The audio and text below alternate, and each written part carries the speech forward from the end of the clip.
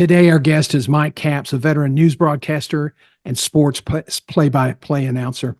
Mike and I first met in the mid-1960s. He was the night police reporter, photographer for Houston's KPRC, the NBC affiliate, and I held a similar position, sans the CP16 movie camera, to record events. I was relied on my notepad for the Houston Post, and a paper that I left and then folded.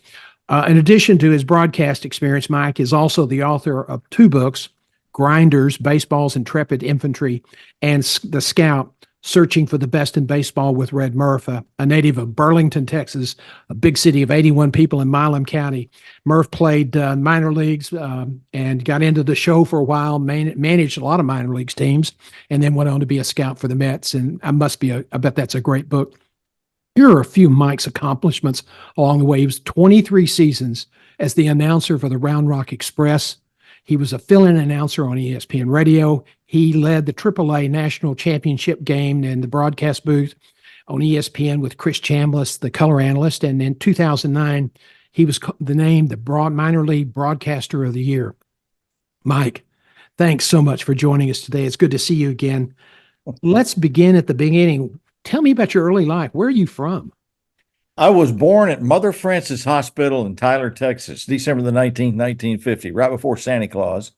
And I was raised in East Texas, although a lot of people in Fairfield, where I'm from, do not believe they're East Texans. I am here to tell you that they are, and that's where I was raised, and that's where it started. Where'd you go to college?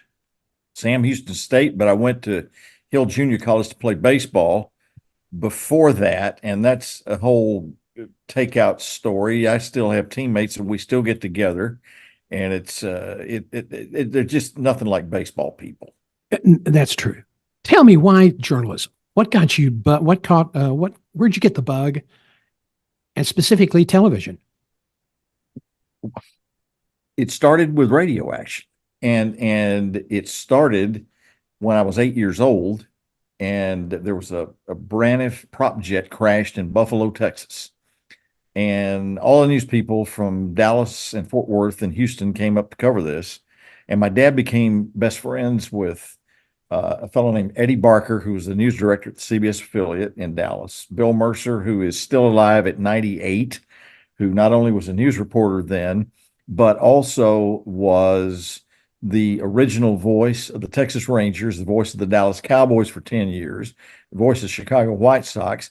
And until about 5 years ago, he was still broadcasting games with me. Jim Underwood, Bob Huffaker, Wes Wise, who later became the mayor of Dallas, all those guys became friends with my dad, and they came down to deer hunt with him a whole bunch of times. And I got into that. They came to see me in school at age 8. And by the time I was 12, the Kennedy assassination had taken place in Dallas. And I had grandparents living there. And we had gone up to be with them for that weekend. And my dad called down to say hi to Mercer and to Barker. They said, "Hey, do you have Mike with you?" I said, "Yeah." I said, "Bring him down here." John, I walked into a room about 50 feet wide and about 60 feet deep, and it was nothing but chaos, as you might imagine. Everybody was smoking in those days, throwing film cans, racing up to get the film processed, to get the video on the air. Mercer was doing live shots, the first ever live shots ever done in Dallas-Fort Worth. They ran cable from the jail, the city jail, all the way down to the Channel 4 studios. And that's how they did the live shots. I was just mesmerized in that newsroom. I met Dan Rather for the first time. It was just so chaotic. We walk out and my dad says, "You might do that one day." I said, "I'm going to be a baseball player." Kids from a town of 1,500, that doesn't happen for him. He said, "Just wait." John, 40 years and a month later, my dad died. In 2 more years and a month later, I read my first radio newscast on KHBR in Hillsboro, and I went on to KSAM in Huntsville, and that's what got me out of baseball and got me into the news business. So you went to radio. Where was your first TV job? At Channel 6 in Beaumont, the CBS affiliate, who was run, oddly enough, by a guy who had quarterbacked the same high school football team I did 10 years before me, a guy named Dave Lane, who later went on to run Channel 8 in Dallas. He was the president of WFAA for years and years and on the ABC Board of Governors. And we lost him 31 years ago to glioblastoma. Mm. And bless his heart. I mean, and he was just such a mentor, as was Mercer, as was Barker, as was Bob Huffaker. And it just went from there. Well, let's pick it up. It went from there. Why don't you just briefly walk me through your history? We connected, we ran out into each other at KPRC in Houston. I don't know how long you'd been there or how long you were on the beat. I got the impression not very long. I had gotten the beat at the Post because I'd covered crime in East Texas. So walk me through from your time at Channel 2, where did you go next? From Channel 2, and Ray Miller is one of the greatest news directors I've ever known. They had a new news director come in after he left, and they fired 17 of us on a Friday afternoon. I went from there to an all news radio station in St. Louis, run by a major corporation, and they had promised us all jobs for 2 years, and it went 6 months. But I will tell you, I'm still in love with all news radio. I think it is a pristine way to tell news. Immediacy is just its calling, and I loved it. But I came back and worked at WFAA radio, then downstairs to Channel 8 WFAA TV, off and on for 10 years, with a brief time, about a year in management. I was the deputy bureau chief for ABC News in St. Louis. Well, then I know you didn't you do some time at CNN and ABC, do some work for ABC? I did. The ABC was a management job, and I became a correspondent just in time to go to the original Gulf War in 1990 at CNN. So I knew you at news, and you guys were still lugging around those big cameras on your shoulder. Yeah. Trying to keep up with Bob Wolf and Marshall Jard and Jim Priest. Jim Priest. Yes, a legend. What captured your interest about being a play-by-play guy, and how did you get your first gig, and where was that? Well, I'll try to give you a Cliff Notes version. I had played in college, had a chance to sign. That's a long story. I don't even want to get into that rabbit hole because it involves Red Murph, and God rest his soul, he just helped me so many ways. But I had done 2 seasons of home games at Sam Houston State. And John, the amazing thing about it, those games done live, the same skill set needed to do live shots at Channel 6 in Beaumont, at Channel 8 in Dallas, at CNN. It's the same skill set. And it was just an easy transition one way or the other. And then later on, after I left CNN, I transitioned right back after I wrote the Murph book. And it all just seemed to flow and in the right direction. You prefer baseball over football? Oh my God. Oh, baseball is a storyteller's medium. Football is a cluster to try to do it. And it's all in football. It's all about the analyst anyway. In baseball, I've had analysts. There's 64 ex-major league players live within a 45-minute drive of this team I used to work for, the Round Rock Express. But you do enough games, and I did about 3,300 at Round Rock. It just becomes. It's just laid out, and it just flows. That's all I need all I can say about it. But it just grabs me every time I think about it. So you've made several career transitions. Mm-hmm. And for some people who look at that, they'd say, my God, he's had to bounce around a lot, which is kind of happens sometimes in broadcast. But tell me what's been the secret to your success to be able to move and make some pretty significant career transitions.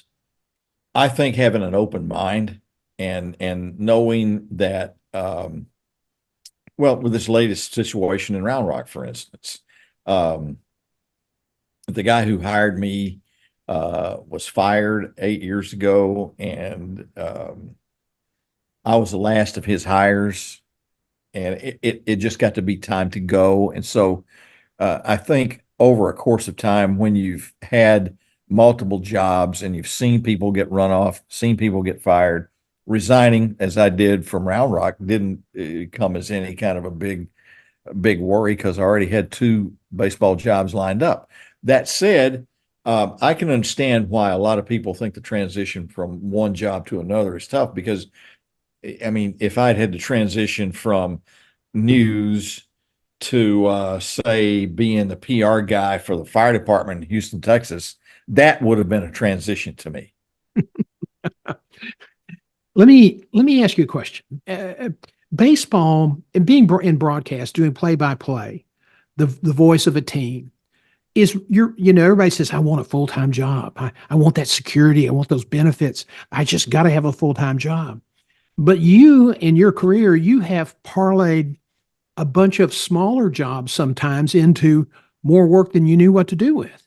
Well, go downstairs and talk to Karen about that. Yeah. My wife. Look, here's the thing.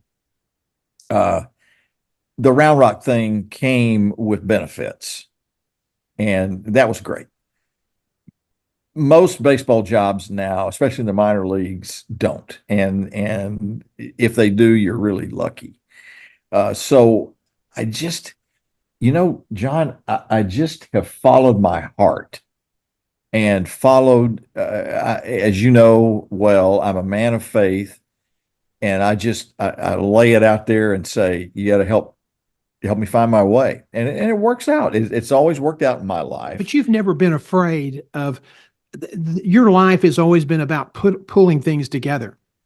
And so Yes. what advice would you have for, our economy is changing dramatically, structurally, Absolutely. and not politically, but structurally in terms of just-in-time jobs, temporary Exactly. jobs, things like this. And I see that more and more. So what advice would you give some executive who's nervous about, my God, I just need a full-time job, about thinking about pulling other things together? Because you've done things, you were doing one thing and then go do something else that was kind of in the same neighborhood, but you probably hadn't thought about. Skill sets. Sit down and talk to your wife or significant other, or someone like you who understands careers and how they ebb and flow, and figure out what your skill sets are. Number one. Number two, go someplace in a quiet corner. If you like red wine like I do, have a glass of red wine and chill, open your heart. If you are a man of faith like I, or a woman of faith like I am, it's time to open up. It's time to realize there's a new world out there that is at your beck and call, and then figure out in your heart of hearts what you would do that would make you happier, that would make your family happier, that would make people around you, that an aura comes around you when you get this way.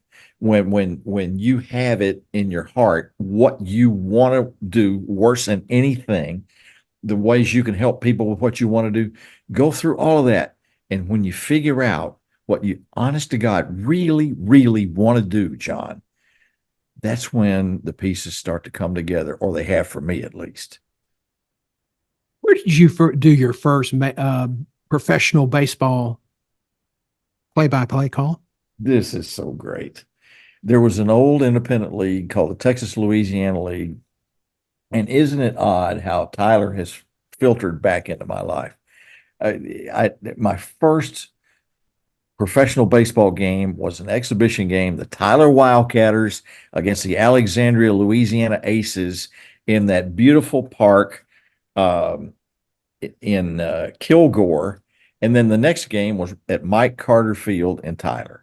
And that was against the Amarillo Dillas.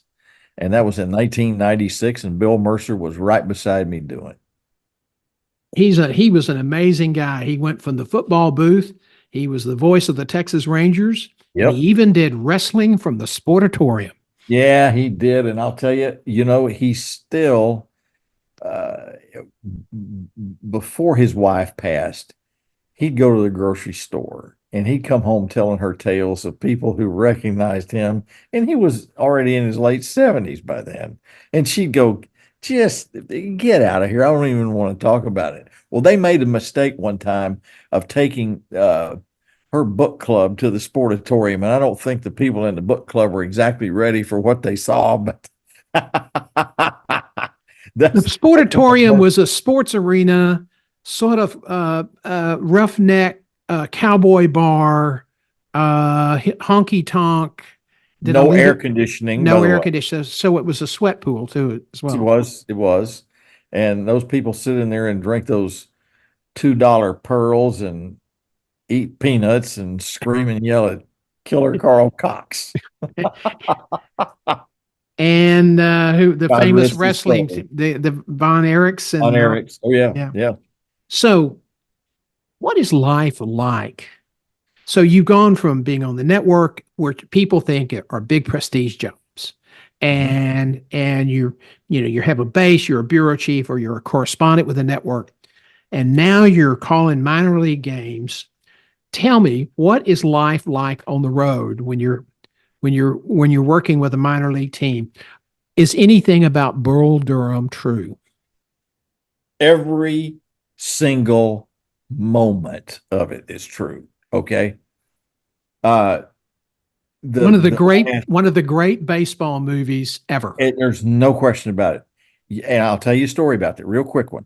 The Dallas Fort Worth Spurs are the guys who flooded the field in Bull Durham. The fellow who wrote the screenplay was the second baseman for the Dallas Fort Worth Spurs, and they were in the playoffs. They were supposed to bus up to Amarillo and play the next day at 1 o'clock in the afternoon. And these guys were worn out. They've been in a pennant race that the Spurs had, and they get up there, and somebody said they had some beers on the bus going up, of course. And somebody said, "Let's get in a taxi. Let's go over to the ballpark." And they're going, "Why?" "We're going to flood the field." Well, I'll be, I'll be damned if they didn't flood the field, and they didn't play that day, so they got a day for rest. But It's the all Spurs at the time were the minor league team in Dallas Fort Worth. exactly right. Yeah, Right. right before the Rangers came. There's more to being successful in the booth than just showing up to do a game. So tell me about what a routine day was like for you when you were out on the road. Okay, that's easy. Um, Try to sleep till 7:38 in the morning, up, out, and every place we went. I don't care whether it was in AA before we moved up to AAA. Uh, I always had gyms in every city where we went. So I'd go lift and then I'd find a park and run or walk. And by that time, I'm ready to go back, get some lunch, and start working on the 5 hours of prep it takes to get ready to do one of those games. That's just 5 hours of prep. So tell me what prep's like. all right. Prep going over the other team, making sure that you know what kind of hitting streaks a guy's on, or if he's struggling at the plate, what a pitcher's done, what the bullpen's done, talking to scouts about a starting pitcher that you haven't seen before, dialing them up. And gosh, my Rolodex probably has 75, 80 scouts, and 50 of them are still working. And so it just, it's so much fun, and I stay so immersed in it that time goes by, and you look up and 3 or 4 hours is gone, and you got to go to the ballpark, and boom, you prep some more and put the starting lineups in your book, and it's time to call a game. So if you were advising a room full of young broadcasters, people the wannabes who think, gosh, the coolest thing in the world would be to be a play-by-play guy. First question. Now radio is still a big part of sports broadcasting. Mhm. How is that going to change over the next 5 to 10 years? It's already changing. two or three major league teams are not even traveling their radio broadcasters, which is, to me, is an abomination to the entire word of baseball. Because there are people who depend on radio and not on television. Not everybody can afford the dollars it takes to get those games, the major league games, on TV. Not everybody can afford that. So what's your alternative? Well, radio. Well, you denigrate radio and you denigrate the game, but everybody's in that on that level, way up, is too smart, and they already know that the radio means nothing when in fact it does. Do they And, simulcasting? They haven't started that yet, but that's and that just raises my hackles. You know, the one thing I would say, the great Vin Scully, if you ever listened to him, it was hard to decide whether he was doing television or radio. He had his style, but he came up from the early days of radio and he just danced with who brung him. But anyway, that's kind of John, sad. let me give you a little. Let me give you a little. Let me give you a little treatise of that, because that I've done probably 40 TV games, and I'll tell you, I never varied one way to the other. I never just let things go. I'm always describing. You can see it. I don't care. Scully did the same thing. Ernie Harwell, who was a mentor, Did the same thing. Same thing. And to me, Vin Scully never missed a game where he didn't tell one or two just knock you off your chair stories. Absolutely. He's the master storyteller in sports. Ernie was the same way, except he had that Southern lilt that Vin didn't have. But they were both great, and I never got a chance to meet Vin. I knew Ernie really, really well. Well, when I started paying attention to the Houston Astros, I went to a game when I was 13, and I sort of started listening to them. You know, I grew up in East Texas, and KTBB carried the WCFL Chicago White Sox network with the famous Astros announcer that died was in Atlanta. Milo Hamilton. Milo, yes, and Bob Elston and Milo Hamilton from WCFL. Right. And when it was in Houston, I remember Houston had Gene Elston, and who could have held his own on any network in the world. He was really just yes. And then there was Lowell Pass, who was kind of a cornball. Are you chunking in there, John? Yeah, that's right. You know, if he knew baseball, he worked hard to disguise it. And I remember seeing on the Southwest Freeway, you know, when you went down into the canyon, there was a big lighted billboard, and all it had on it was Lowell Pass is bull.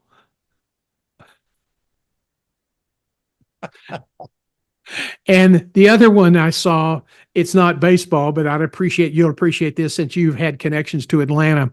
There was a famous columnist, Louis Grizzard. Mm-hmm. And Grizzard, funny guy. I mean, right. sober or not, and multiple wives.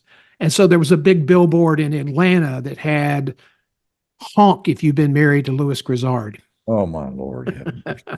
So going back to your career, we started to talk about what advice you would give to young people who want to get into play-by-play, and what would that be today? Looking at what it's going to be in the future. The one thing that I hear when I listen to the younger guys who still send me audio, and who I hear in minor leagues and some major leagues, there's not a lot of depth. There's not a lot of authority in their voices or presentations. You have to grow into that, but you got to do it fast, because there's you, John, as an aficionado of radio, and me, we hear things differently than a lot of people do now. But an authoritative voice carries such great weight on radio. You can get by on television with not doing that. But on radio, you damn well better be able to be authoritative and know what you're talking about. And I just think somebody's parents must have told them, "Hey, you like sports. Why don't you try to be a play-by-play guy?" Well, okay, but man, you're talking about a slippery slope to start out with. And you better be ready to not make a lot of money. You better be ready to pull tarp on a field when the rain's coming down. You're going to be asked to do a whole lot of stuff mom and dad probably never asked you to do. And I just And you think you got to got serve your time. that's exactly right. That's Exactly. I think that's the one thing we learned in the news business, whether it was broadcast or TV. You don't start at the network. You start at some 34,000 morning newspaper in Tyler, Texas, as they like to say here. Yep. And then you have to go to Lubbock or someplace else. And, you were Beaumont, you were Corsicana and some other place. So you've got to earn your stripes. You got to work your way up. But in terms of academic preparation, is there something that you would say that would be, everybody says, oh, you want to take all the sports courses you can get. And I keep thinking, I don't think that's right. No, no, no, no, no, no, no. Bad advice.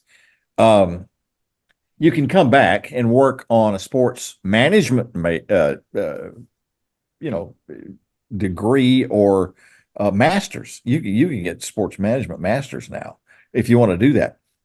You got to do the basics. You got to learn to speak the King's English correctly. You have to learn to write, and I mean cogent, crisp, great copy. Why do you have to do that? You know what? You're going to have to cut commercials. You're going to have to do some things that you're not accustomed to doing. And so more depth, world history, world geography, know where places are. I can't tell you how many times I've turned on a young person's broadcast that they've sent me, and they have no more idea where some of these towns are, and they try to fake it. And it's learn what it is. You can't fake it till you make it. You cannot fake it. And even if you make it and you fake it, then you're going to get fired. Well, somebody said something, Daniel Pink, I'm reading a great book that he wrote. He said, there's a survey that says that 1 in 9 Americans are in sales. And so are the other 8. And Yeah. when you talk Right. about, Yeah. what I do to do videos and try to connect with people to help them have a better career, what you do in the broadcast booth now in San Antonio and in Wichita, you got to sell. You got to sell the excitement. You've got to sell the importance. You've got to sell the nuance.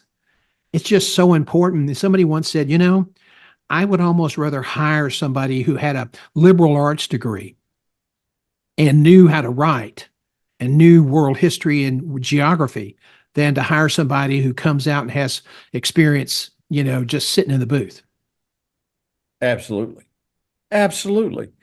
Because that person who is educated is going to figure the other stuff out fine. That's going to happen. But you got to be educated first. Look around us in this country right now. I can make you a case that the educational systems all over this country are nowhere nearly as rigorous or as important now as they used to be. And that I got gray hair, you got gray hair, but I believe that. I'm a big follower of David Brooks of the New York Times, who's interesting guy. The Jewish faith is now an Episcopalian with my tribe.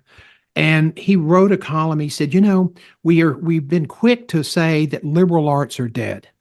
And he said, with automation and AI, liberal arts will become an essential part of your well-roundedness, if you will.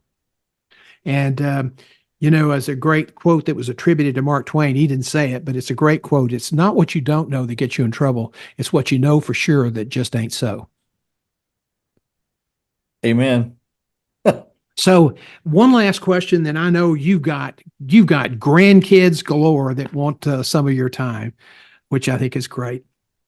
Tell me, you have put together a career, and you've almost been a free agent Mm-hmm. most of your career. Mm-hmm. Yeah. You've got that experience now, and you've been very successful. You have a great family, and you've built a great life. Tell me share some advice with people, because we're all going to be more free agents in the future.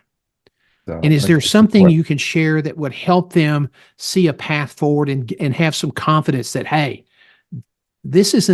being a free agent isn't the end of the world? Constantly reassess where you've been and every step of the way, what you have learned throughout those steps. And go back. I think I mentioned this earlier. Go back, sit down, and as the old guys used to say, cogitate over that. Think about it. If you're a person of faith, pray over it, and belief in oneself, to me, is the key to all of this we're strapped with here on earth. And once you can conquer that, you're going to see paths in front of you that you never knew existed, and people are going to come into your life that you wouldn't have dreamed would have come there. And I'm serious. I'm looking at a whole list of folks here. I didn't even get into half I of what I can list, but the bottom line is every step of the way. It's like the begats in the Bible.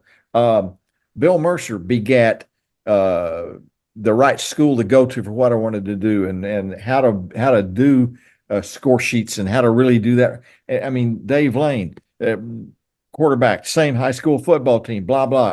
And there so he is. so networking has been a Yes, big part of your absolutely, success. absolutely. You got to do it. You got to do it, and you can't. This is not for wallflowers. And even if you are a wallflower, take a big step, because at the end of that, as uncomfortable as that might be, and it for sure is for some people, do it, because you're going to go after it's over, and you've met some people that are starting to lead you in the right path. You're going to go, golly gee whiz, I'm sure glad I did that. Mike Capps, I can't tell you how much I've enjoyed our conversation today. It's so good to see you again. Same here, John. We for what 2 or 3 years we tore around the streets at Houston between the ungodly hour of 5 o'clock in the morning to 3 or 4 o'clock in the morning, seeing Yep, a lot. And I tell people, they said, "What was it like?" And I said, "People think crime today is really high, and it's not as high as it used to be." I that's mean, exactly right. I think I did a check once, and I think there were 500 or 476 homicides my last year there, and I was on scene for 200 and something dead bodies. My last year at Channel 8, at Channel 2, there were 800 murders in Houston. Yeah. So the crime rate's down. Mike Capps, extraordinary broadcaster, minor league baseball broadcasting legend, and great friend, and somebody who is a great storyteller. We need to do this again and tell stories, because telling stories is kind of a lost art. And I tell my clients that if you tell a story in an interview, people will remember that. No If you question. just give them Okay. facts, they probably won't. That's it. But well, that's a guarantee. That's a guarantee. I've got a boatload of funeral home stories, man. My old man was an undertaker, and it's quite interesting.